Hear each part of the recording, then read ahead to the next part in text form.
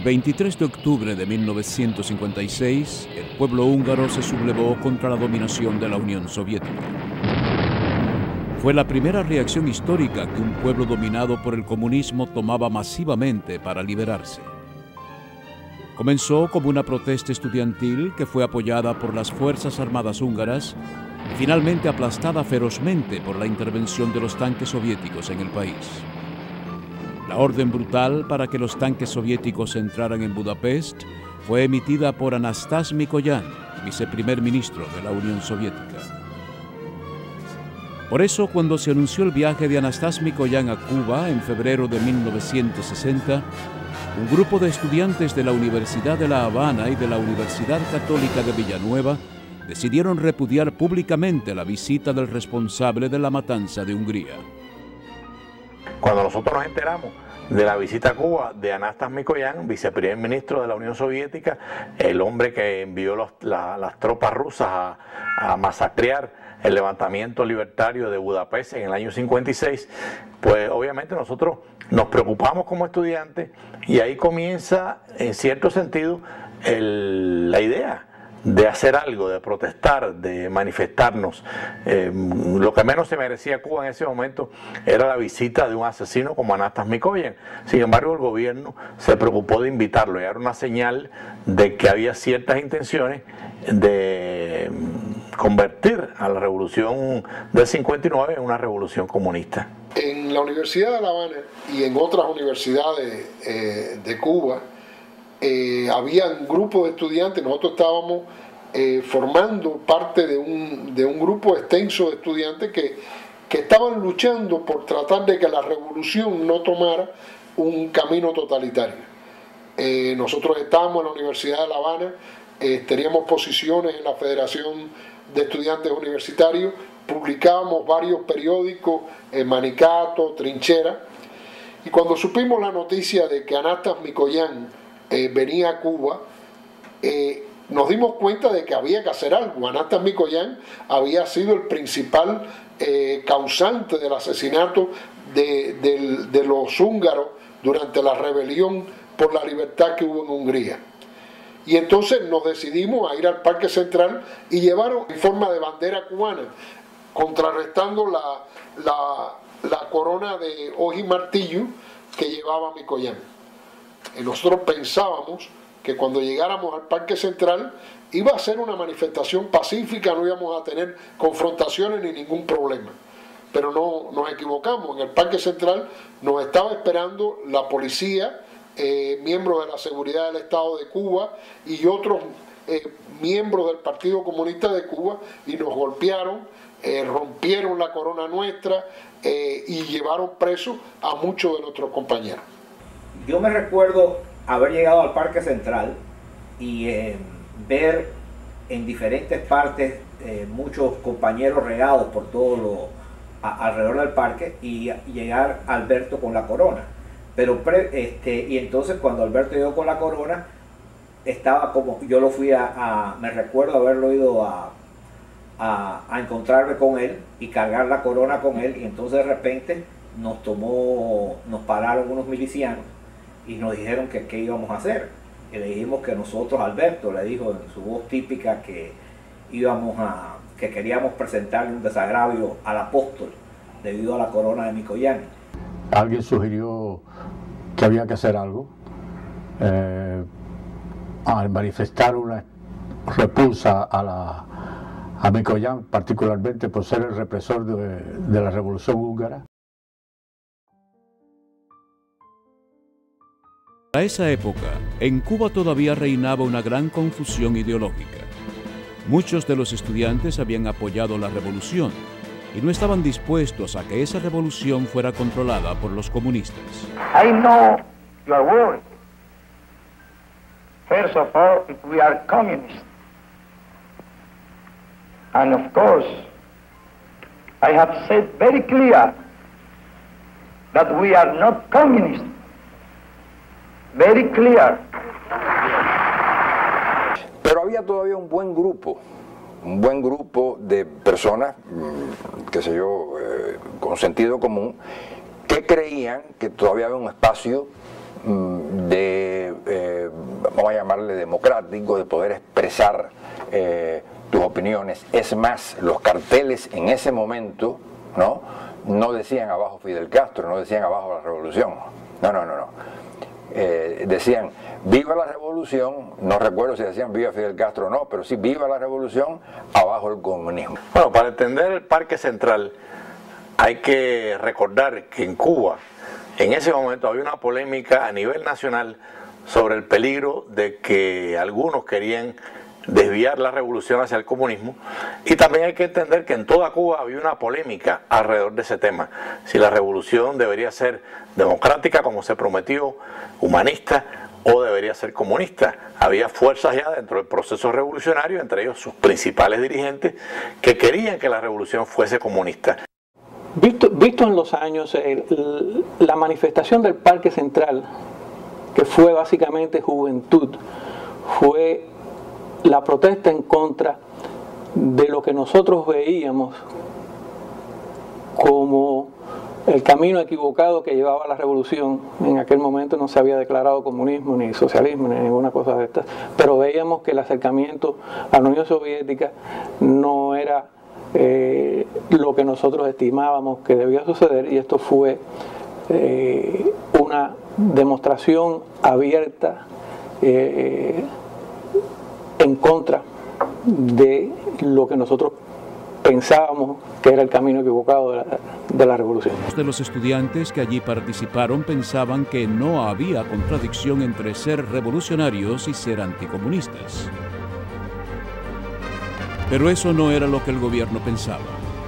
Enterado el régimen de que los estudiantes planeaban una protesta, congregó a un grupo de activistas del Partido Comunista en las inmediaciones del Parque Central, los cuales, apoyados por la policía y el ejército, reprimieron a los manifestantes, cuyo objetivo era desagraviar al apóstol de la independencia cubana. Bueno, me acuerdo que fuimos en carro hasta el Parque Central, llegamos ahí, ya había, éramos un grupo bien grande de estudiantes. Me acuerdo cuando empezaron a golpear y a tirar tiros al aire la policía, y me acuerdo sobre todo el momento en que me cogen preso y me meten dentro de una perseguidora, y cuando me van a llevar, Alberto Müller se tira delante de la perseguidora, y así lo llevan preso a él también, lo cual me alegró mucho porque ya no me iba solo para la prisión, íbamos acompañados, ¿no? Y entonces nos llevaron al G2 de Quinta y 14, y allí después nos hicieron un interrogatorio en el cual nosotros manifestamos que nosotros no estábamos en contra de la revolución, que lo que estábamos en contra del comunismo, lo que estábamos a favor de que la revolución fuera totalmente democrática y respetara la libertad de todos los cubanos. Que no había espacio entre un tiro y otro. Aquello no era pa, era... Y yo creo que yo fui en el automóvil de Joaquín, que creo que él era de la escuela de agronomía, si no mal recuerdo. Y me tocó montarme en el automóvil. Vaya, estábamos todos tratando de meternos en un automóvil para ir de la universidad al Parque Central. Y yo me acuerdo que Joaquín me dijo, no, déjalo que él venga conmigo, que él es muy jovencito. También que yo con 18 años parecía que tenía 14, porque era bien flaco. Y yo no voy a decir feo, pero flaco sí era. Cuando nosotros llegamos allá, la impresión fue de un terror. Se dirigieron hacia el monumento. Me recuerdo que había la corona de flores que había puesto el gobierno, tenía como un globito del mundo y una hoja y un martillo. Joaquín fue a tumbarla y intervino un policía. No, o sea, hay un forcejeo. Me recuerdo del momento que el policía saca el revólver, apunta a Joaquín, Joaquín le da un manotazo, suena un tiro, no, empieza el corre-corre, o sea, empiezan los tiros en el aire. No, en el aire algunos, y otros dicen que se tiraron hacia las personas, ¿no? Recuerdo que me rompieron la pancarta que llegaba, me empujaron, caí al suelo, y lo único que me recuerdo es que lo que saqué del Parque Central fue un gran moratón en uno de los dos hombros, no recuerdo cuál. Muchos fueron detenidos. algunos golpeados, y se abrió una causa en contra de los participantes. Después del evento, el gobierno comenzó la persecución que culminó con la expulsión de algunos de esos estudiantes de la Universidad de La Habana. Y al cabo del tiempo, con el cierre de todas las universidades privadas, como la de Villanueva. Lo cual lograron poquito después. Entonces hubo intento de expulsarnos después de la manifestación contra Micoyán y de la polémica de Conte Agüero. Sin embargo, no pudieron, porque en esa asamblea la mayoría estaba a favor de nosotros. Eso sería a finales de abril, no tengo exactamente la fecha del día. Y ellos fracasan, y en esa asamblea prácticamente nosotros salimos victoriosos. El mensaje, me recuerdo que el mensaje del presidente de la FEU, que era gran amigo nuestro, después hubo una pequeña discrepancia y nos separamos, después él cayó preso, que era Rolando Cubela, y actualmente seguimos siendo grandes amigos. El mensaje de Cubela en esa asamblea fue, humanismo sí, comunismo no. Yo creo que lo peor, no solamente, pero la gente estaba presa, y después en la universidad, después hubo un juicio sumario donde expulsaron a todo el mundo. En la primera manifestación que ellos hacen para expulsarnos de la universidad, ellos no tienen mayoría, porque fue una manifestación en el Parque Central de estudiantes realmente. Pero como ellos se dan cuenta de eso en esa manifestación, ellos no plantean nuestra expulsión, sino que plantean un discurso amable en aquellos momentos del humanismo y todo eso, para que no se creara un problema en la Plaza Cadenas aquel día. Pero poquito tiempo después convocan a otra concentración en la Plaza Cadenas. La convocan el día antes del Día de las Madres, cuando ya muchos estudiantes habían salido de La Habana hacia el interior. La convocan de pronto y además llenan la plaza de obreros y de miembros del Partido Comunista, lo cual nos hace a nosotros ser minoritarios en aquella concentración, y entonces sí plantean la expulsión de varios de nuestros compañeros de la Universidad de La Habana. Más adelante, no recuerdo cuánto, unos meses después, me expulsaron formalmente de la universidad. Por parte de los estudiantes y de la opinión pública, este evento representó un hito, porque fue la primera manifestación pública pacífica contra el intento de desviar a la revolución cubana hacia el comunismo.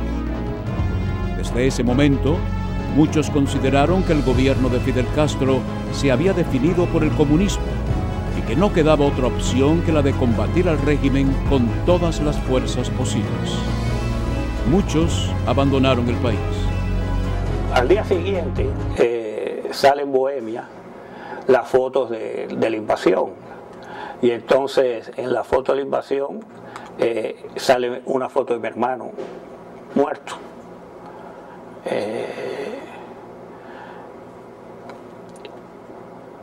Vaya, no me quedaba más remedio. Para mí se había acabado el mundo cuando eso. Ya no. El luchar aquello, estábamos desarmados, no teníamos nada. Ellos tenían todo tipo de armas. Ellos recibían camiones que iban desde el muelle de Paula hasta donde estaba parqueado uno con el otro. Y esos camiones, la cantidad de camiones militares llegaban hasta allá, hasta la estatua del Maine, que vienen siendo 2 millas de camiones, que tenían metralletas de 4 bocas, metralletas checas, tenían todo tipo de armas, y nosotros lo que teníamos era una pistolita, y así no se puede combatir. Y ahí fue donde yo decido, después de un tiempo pensé que se podía uno reorganizar. Fue muy valiente lo que pasó, porque ya los que estábamos luchando estábamos más bien quemado, por decir así. La frase de quemado quiere decir que ya sabían que tú estabas en eso y que era cuestión de tiempo el cogerte y fusilarte, como fusilaron a los muchachos que cogieron en esa época, a Campanería, al mismo Francisco, que los cogían, y eso era fusilado. Eso no había manera, eso no había hablar con el Papa ni hablar con nadie, eso era fusilado porque no valíamos nada. Y después de eso, pues, irme. Nos fuimos porque pensábamos que A mí me iban a mandar fuera, a mi padre le mandaron a decir que me sacara porque estaba en una lista de alumnos que iban a la Unión Soviética y pues claro, mi padre se asustó y me sacó. Pero siempre la idea era volver. Otros lucharon. Lo que hicimos fue tratar de mantener y seguir la historia del estudiantado cubano, que cada vez que Cuba llegaba a un proceso de dictadura, pues creaba una organización llamada el Directorio Estudiantil para tratar de contrarrestar y luchar contra esa dictadura.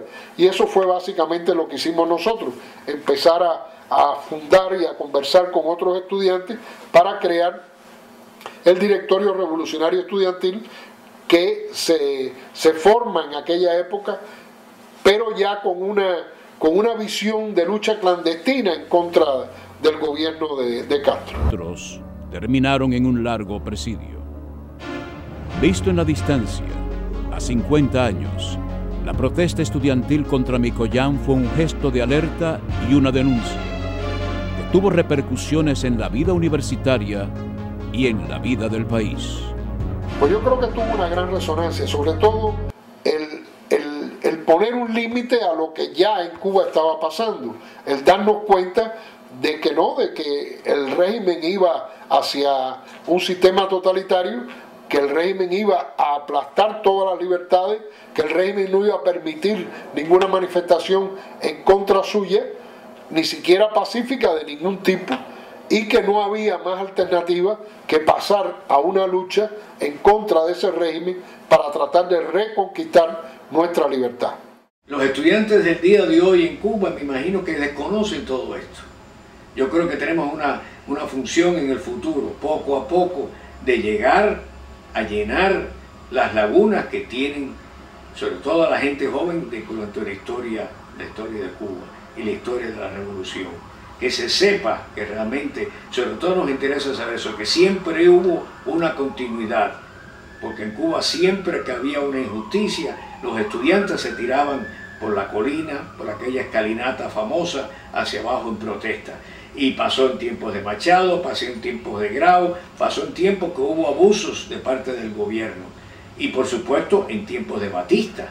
Aquello fue tremendo, que ya entonces Batista tuvo que intervenir con fuerzas y todo para que no hubiera esas protestas de los estudiantes.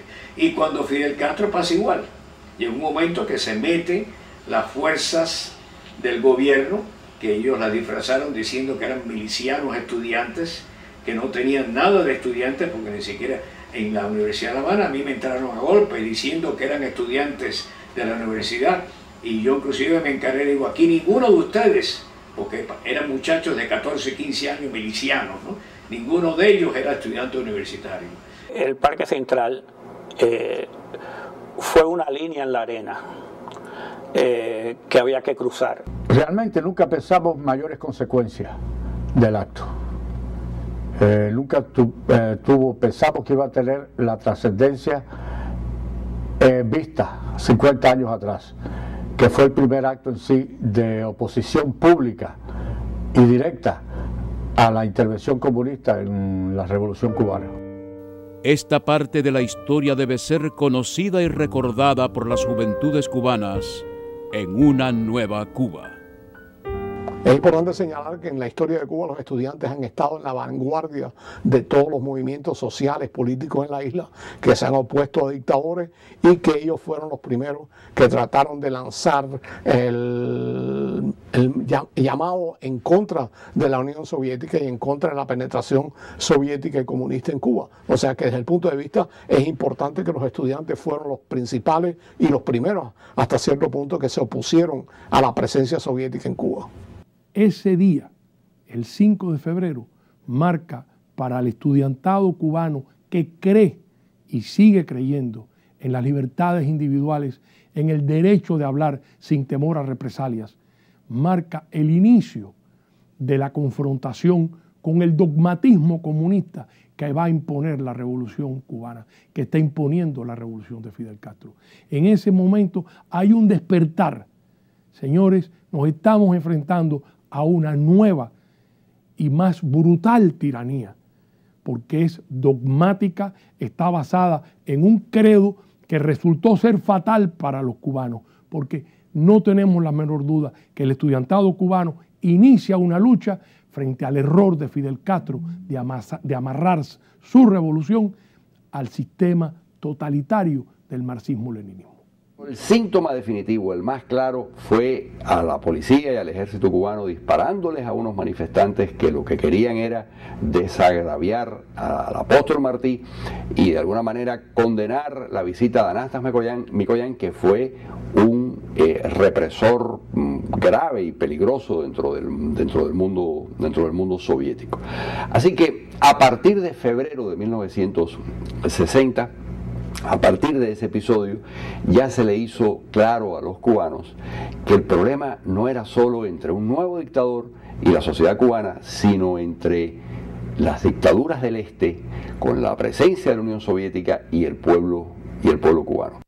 Sí, bueno, primero te digo que yo no había nacido cuando Mikoyan decidió visitar Cuba y cuando ocurrieron todos estos sucesos que afortunadamente he podido conocer a través de artículos, de libros, de referencias de personas que sí estuvieron allí, que vivieron en carne propia un poco del desasosiego y la confusión de haber salido a protestar por la visita de un jefe de Estado que, bueno, ellos consideraban quizás inapropiada o un tanto invasiva, y sin embargo se encontraron con que las propias personas del gobierno o organizadas por el gobierno respondían tal y como si formaran parte de la comitiva de Mikoyan y no de una nación con criterio propio, con posibilidades de pronunciarse la gente en la calle, ¿no? Y yo pienso, nada de esa imposibilidad del ciudadano de ser espontáneo e ir a criticar a la calle con un cartel por cosas incluso que uno podría pensar que el gobierno está de acuerdo. Ahí se establece lo que se puede llamar un arco voltaico con los sucesos alrededor de la visita de Mikoyan. Todo esto me da a mí la señal de cuán poco hemos evolucionado, cuán poco ha avanzado este país en el camino de escuchar al otro, de aceptar las diferencias, y sobre todo cómo la mano del gobierno, la mano de una ideología, de un partido, sigue estando presente siempre en este tipo de respuesta, este tipo de mordaza que se le impone al que piensa diferente. Me gustaría no quedarme solamente en el pasado, en lo que nos ha ocurrido, en toda esta línea lamentable de sucesos contra la libre expresión, sino pensar un poco hacia adelante y proyectarme en la Cuba futura, una Cuba donde un jefe de Estado pueda venir y los ciudadanos protestar libremente, levantar pancartas en su contra sin recibir por eso un castigo. Analistas, historiadores han manifestado que es la primera protesta popular contra el comunismo en Cuba, contra la intención de desviar la revolución cubana hacia el comunismo, y pues fue un evento que nosotros nunca pensamos que iba a tener la trascendencia que tuvo. Realmente en la mente de ninguno de nosotros, hay que recordar que éramos estudiantes de 20 años, 21 años, no había ninguna intención secundaria. Es un evento que fue muy espontáneo y por supuesto uno tiene que sentirse orgulloso de haber sido parte de aquella manifestación.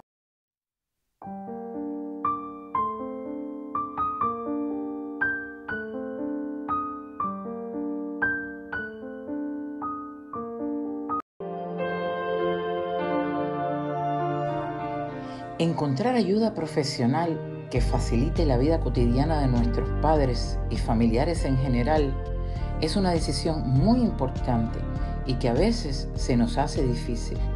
Professional Home Services es una agencia para el cuidado adulto en la comodidad de su hogar que ha ofrecido servicios certificados de enfermeras registradas, terapistas, asistentes de enfermeras y otros tipos de ayuda en el hogar por más de 20 años. Para preguntas sobre nuestros servicios, por favor llame al 305-827-1211. Estamos aquí para servirte a ti y a los tuyos. 305-827-1211. Professional Home Services. VidaMax, tu salud y mucho más. Nuestros 8 centros médicos en Dade y Broward brindan atención médica primordial, médicos primarios y especialistas, transportación ilimitada, centro de diagnóstico, laboratorios, cobertura dental, terapia física y manejo del dolor, centro de actividades y asistencia social, spa, salón de belleza y mucho más. Llámanos al 786-464-5120.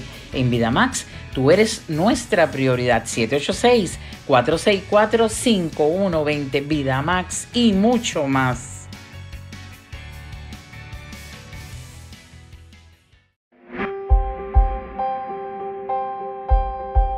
Dental Implant Studio, la oficina del Dr. Carlos Mendigutía, reconocido por un servicio dental de calidad y una atención excelente. Es una persona muy amigable, toma su tiempo, habla con los pacientes, le dice todo el tratamiento que le va a hacer. Es bien profesional con su trabajo. La verdad que es muy buen doctor. Llámenos al 786-4888.